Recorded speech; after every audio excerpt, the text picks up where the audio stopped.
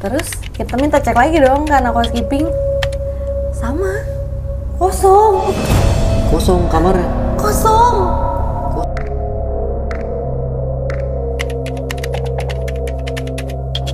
Jadi gue tuh beneran gelisah, segelisah-gelisahnya. Jadi kayak bangun, kayak tidur, ntar kebangun, kayak sebentar-sebentar doang, kayak gitu. Tapi, dan gue tuh ngerasa bener-bener kayak enak badan banget ya, badan gue tuh sakit terutama di sini. Di pundak sebelah kanan? Iya, sakit banget. Gue nggak tahu kenapa ya, waktu itu gue berpikir positif aja, mungkin karena gue kan, lu tau kan kalau orang ke telepon kan suka begini kan. Karena gue sambil ngetik kan, kayak orang tenggeling begini. Tapi, ini sakitnya lebih parah. Walaupun gue mencoba positive thinking ya, apalagi gue kayak gitu dapet pengalaman kayak gitu juga kan, maksudnya ada kejadian gitu. Tapi ya udah, akhirnya gue tetap berusaha untuk tidur sampai akhirnya gue udah nggak kuat banget ya, kayak gue udah nggak kuat banget. Besok paginya pas gue bangun, gue tuh chat temen yang sama-sama ngekos gitulah. Gue nanyain, coba ambil, sekalian ambil. Berapa nih? Satu dulu. Waduh. Rintih. Persis banget nih. Sosok perempuan yang tadi di kamar mandi yang gue lihat. Oke, kita lanjut lagi. Nah jadi, anjir, gue jadi makin merinding bener deh nyeritain ini tuh. Oke. Terus akhirnya gue WA nih sama temen gue kan. Maksud gue mau nanyain tukang urut, ada nggak kenalannya tuh. Karena emang gue mau minta tolong sama temen gue tuh waktu itu pas gue udah nggak kuat tuh udah nggak ada, udah pada tidur. Tapi lu waktu itu lu nganggep diri lu cuman pegel aja ya, kayak nggak pegel biasa doang ya berarti ya? Iya, gue ngerasa pegel tapi memang sakit banget sih. Sampai akhirnya paginya akhirnya gue dikasih tahu nih info sama teman gue, ada nih kenalan gue gini yang tukang urut. Oke. Kebetulan kan gue libur kan hari itu, jadi gue minta dia datang setelah gue makan, setelah sarapan. Gue jalan tuh, masih akhir itu gue cuci muka bla bla bla gitu kan. Gue keluar dari kosan, gue jalan beli nasi uduk apa lah gitu buat sarapan. Jadi memang nggak jauh gitu, gue kayak cuma jalan kaki. Oke. Pas gue balik dari beli sarapan gue, jadi gue di daerah situ ya, bukan cuma daerah kerjaan gue, daerah situ tuh memang kanan kirinya tuh kalau nggak saung, rawa-rawa gitu-gitu aja. Itu pedalaman banget apa gimana sih hotel? Agak dalam sih. Oh, oke. Lumayan agak ke dalam lah, masih banyak lahan yang kosong gitu. Dan pantainya pun bukan pantai yang rame-rame kayak di deket-deket sana ya. Maksudnya ini agak ke dalam. Oke. Tapi gue nggak bisa spill namanya. Oke, nggak apa-apa. Akhirnya gue balik jalan kaki. Tapi gue nggak ngerti ya, bisa gitu posisinya itu pas gue balik, gue tuh ngeliat ular. Di antara rawa-rawa itu. Jadi dia kan kayak rawa-rawa gitu kan. Gue tuh ngeliat ular hitam. Terus gue kayak jadi mikir macem-macem dong. Kata orang kan kalau ngeliat ular kan pertanda yang nggak baik ya. Apalagi gue baru aja mengalami kayak gitu kemarin di loker. Jadi gue kayak anjir gitu. Gue makin aja keparnoan gue. Akhirnya gue balik, gue sarapan gitu kan. Gak lama akhirnya si nenek ini datang. Gue persilakan lah si nenek ini masuk. Oh, ibu apa nenek? Iya, ibu kayak udah setengah tua gitu sih. Oh, ibu ya berarti ya? Iya, ibu. Oke. Akhirnya ibunya masuk. Terus pas dia masuk diurut kan. Tapi pas yang gue bingungin, pas dia mulai ngurut gue itu beberapa kali ya, kayak beberapa waktu sekali dia tuh kayak ini mual gitu loh. Dia kayak mual gitu kayak sampai izin ke toilet gue. Muntah ibunya? Iya, muntah gitu kayak ibunya kenapa nih anjir. Dalam hati gue apa gara-gara gue belum mandi gitu kan. Tapi kan kayaknya enggak segitu banget. Terus yang gue bingungin, kayak dia beberapa kali nih, gue takutnya ibunya nggak sehat gitu, lagi kurang sehat. Tapi ibunya gue tanya nggak apa-apa gitu. Sampai kayak ada satu gerakan yang pas dia ngurut gue, dia jadi sebelum doa itu dia baca-baca gitu kan, ibunya muslim. Jadi pas dia ngurut gue tuh kayak ada bagian tubuh gue tuh kayak di sini gue kayak dinginin gitu loh. kayak dia kayak menghempaskan sesuatu gitu. Gue nggak tahu apa yang dia hempaskan. Ini gue nggak tahu apa yang dia hempaskan dari dia. Terus habis itu pas udah diurut, ya gue udah mulai ngerasa enakan lah. Sampai terakhir kan gue diurut udah selesai gitu. Akhirnya kayak udah mau selesai nih, gue kayak udah bilang, udah nih bu, udah. Tapi gue ngeliat muka ibunya tuh kayak apa ya, kayak mau ngomong sesuatu gitu, tapi dia nggak ngomong, kayak nahan buat ngomong sesuatu gitu. Ibu, enggak, dia bilang kayak gini, Neng, ini saya mau kasih tahu, tapi terserah sih Neng mau percaya atau nggak percaya gitu. Emangnya kenapa bu? Gue bilang gitu kan, kayak was-was juga nih gue. Ini Neng, sebenarnya bukan sakit karena pegel biasa gitu katanya. Terus kenapa? Ini kayaknya Neng ada yang ngikutin ya dari luar ke sampai sini. Ini Neng gendong 4 sosok Neng. Hah? 4 sosok? Gue langsung shock dong. Iya, 4 sosok, kayak gue langsung shock. Hah, gimana nih maksudnya gitu kan? Iya Neng di sini gendong 4 sosok Neng, makanya sakit katanya gitu. Coba ambil lagi kartunya. Keluar lagi tuh. Ini 3 kali keluar, jatuh. Sumpah rasanya tuh muntah beneran. Coba ambil. Emang kayak gitu kalau kita lagi cerita horor. Mereka terpanggil gitu ya. Anjir lah. Sumpah ini salah satu yang dibilang si nenek itu tahu. Badannya hitam, kayak badannya hitam, tapi beda. Badannya hitam dan kayak apa ya? Oke. Jadi ada beberapa. Ini keluar gambar ular yang tadi lu ceritain. Anjir. Okay. Takut banget. Bisa pas gitu ya? Iya. Ular. Nah jadi nenek itu bilang nih ke gue. Jadi ada sosok perempuan. Dia itu kayak apa ya? Badannya kayak nanan-nanan gitu. Kayak pokoknya ngilu banget deh, ngenes. Terus dia tuh kayak liurnya tuh netes terus. Jadi kayak gimana ya? Dan dia tuh yang paling deket di gue, paling deket. Gue waktu itu nggak tahu sih ya, gue ada penjaga atau gimana, karena gue memang nggak pernah mau nyari tahu kayak gitu. Sosok-sosoknya itu yang di belakang itulah yang berusaha untuk ngincer gue. Oh jadi karena ada pendamping lu, yang 3 itu ketahan? Iya. Jadi gue kesakitannya itu karena terlalu nempel si penjaga ini. Ya itulah yang salah satunya yang apa namanya, yang badannya hitam gitu. Terus kayak ada sosok anak kecil juga. Dan ada sosok yang paling serem sih yang gue dikasih tahu, yang perempuan yang itu tadi, yang kayak ada air liurnya netes-netes, badannya kayak nanah-nanahan gitu. Nih, ini bukan. Banget. Mirip kayak gini sih. Itu badannya beranah gambarnya, kayak kulitnya pada ngelotok gitu. Kayak apa, kayak yang melepuh gitu, ngelupas gitu ya. Serem anjir. Serem anjir. Tapi ini relate banget sih beneran.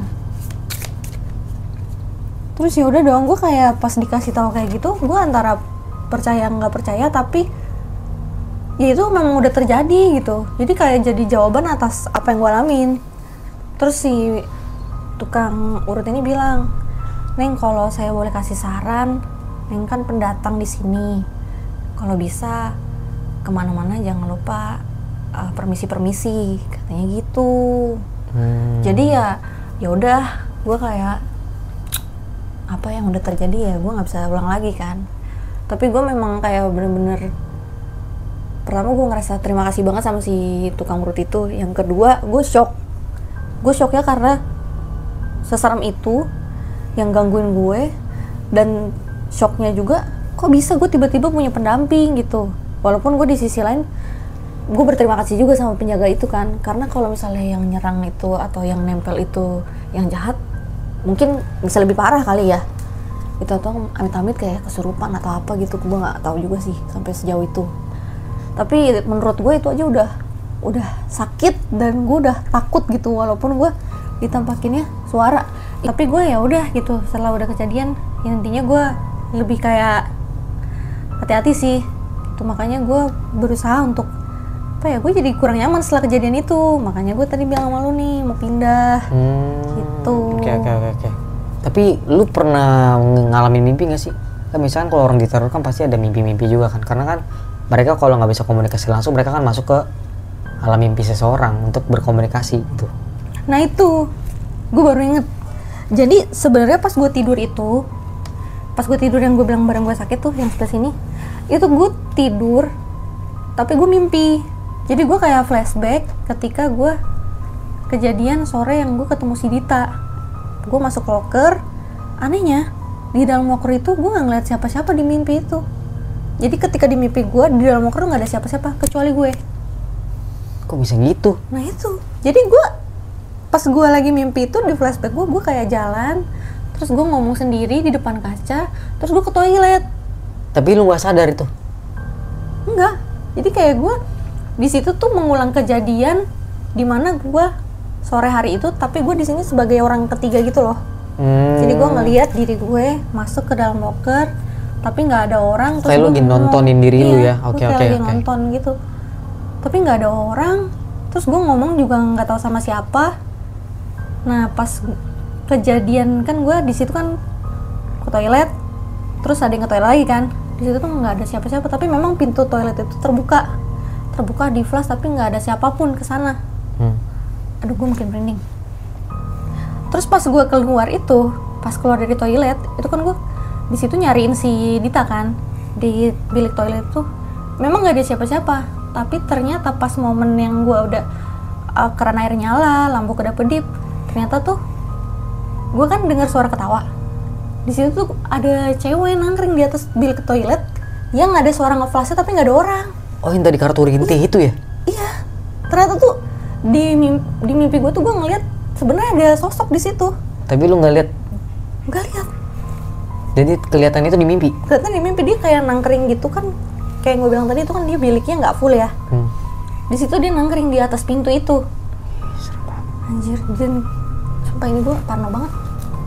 Terus pas dia itu udah nangkring gitu, dia kan ketawa. Pas dia ketawa itu ternyata dia tuh udah loncat dan dia ketawanya di samping gue. Jadi pas dia itu dia bilang kayak wih gitu kan samping gue, hihi. Di situ gue langsung lari dan mimpi gue selesai sampai situ. Oke, gue bangun, barulah gue bangun dengan keadaan yang bener-bener makin sakit gitu. Baru lo gue tukang urut? Iya, baru gue pagi-paginya minta channel tukang urut. Oke.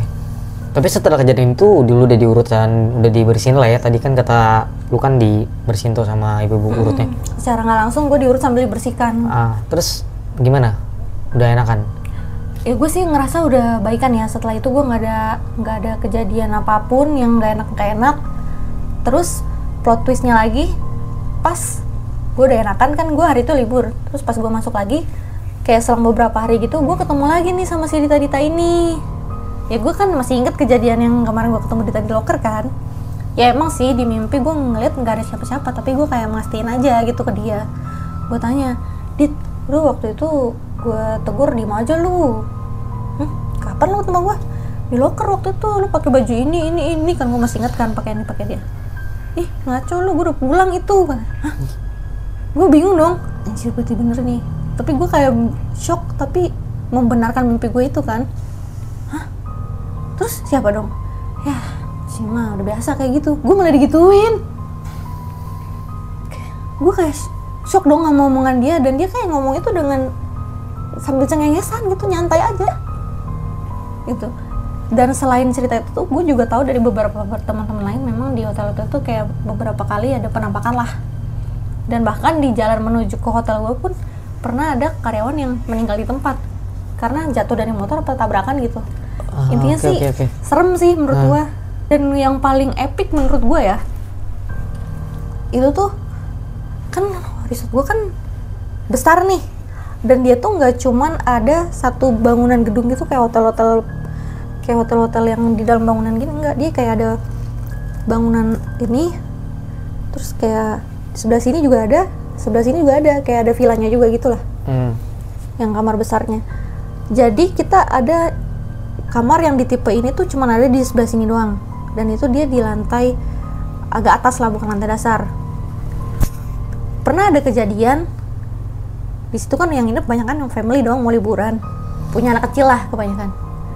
Jadi anaknya itu malam-malam gitu tiba-tiba bisa anak kecil yang kayak gak tahu jalan dan itu udah gelap, terus dia dicariin orang tuanya nih di area sekitar kamarnya tuh nggak ada. Tahu-tahu dia udah ada ke sebelah ujung sono deket jurang. Hah? Memang di situ ada kamar tapi kayak arah ke deket jurang. Dan itu beneran jauh banget, kayak dari ujung ke ujung, karena itu memang panjang banget areanya. Ih, serem banget. Terus anak kecil ditanya nggak? Maksudnya kok kamu bisa ke situ? Iya, kalau dari teman-teman gue nih yang di sana mungkin ada yang bisa ngeliat juga. Katanya tuh dia diajak main, disasarin sampai ke sono. Untung aja nggak jatuh ya ke jurang ya. Iya, itu dini hari banget, di atas jam 12 malam. Bisa gitu loh. Makanya kayak mereka tuh kayak udah pada tau lah spot-spot yang serem tuh di sebelah sini gitu. Bahkan ada beberapa yang ngeliat penampakan di deket kolam renang gitu-gitulah. Serem lah pokoknya. Padahal bisa dibilang itu bangunannya belum terlalu lama. Tapi memang kayak dulu tuh pas di bagian parkiran itu kayak ada tempat apa ya? Gue bilangnya ya. Kayak ada mirip-mirip candi atau kayak tempat orang buat apa sih, kayak air mancur gitulah, kayak senang-senang gitu. Jadi dulu tuh bekas apa gue nggak tahu, baru dijadiin si hotel ini. Dan memang ada beberapa tuh yang mungkin lu nggak tahu itu jurang, tapi itu sebenarnya jurang karena bener-bener saking pohon gitu nggak kelihatan. Serem banget. Kalau di resort itu malah lu lebih sering lihat ular, udah biasa. Oke. Itu sih yang menurut gue paling epic, itu yang karyawan yang ada yang meninggal di jalan sama anak kecil yang disasarin. Gitu, makanya gue jadi parno. Tapi yang gue mau tanya ini gue penasaran banget.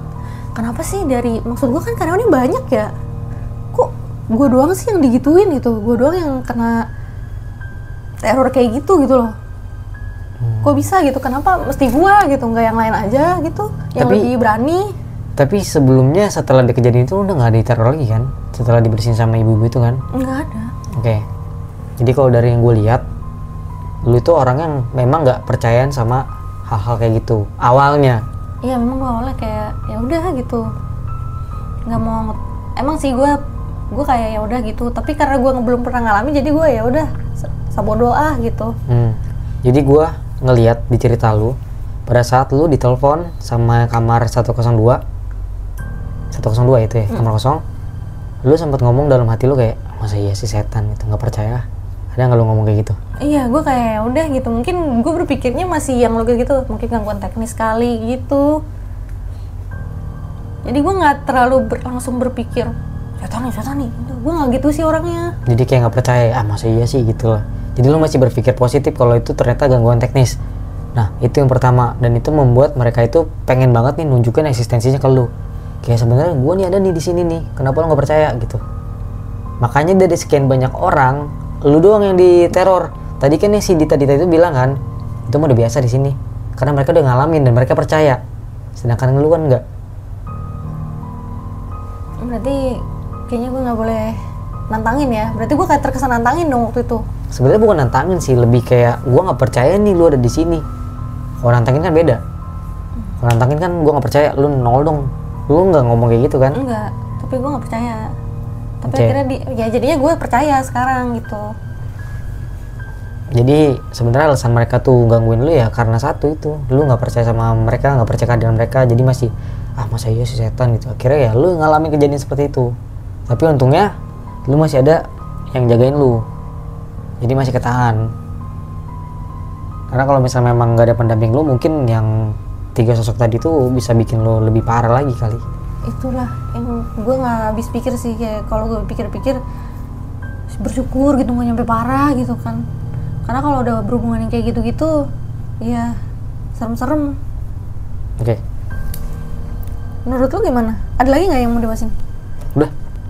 Tapi lu kan pasti pernah nginep juga dong di hotel? Pernah.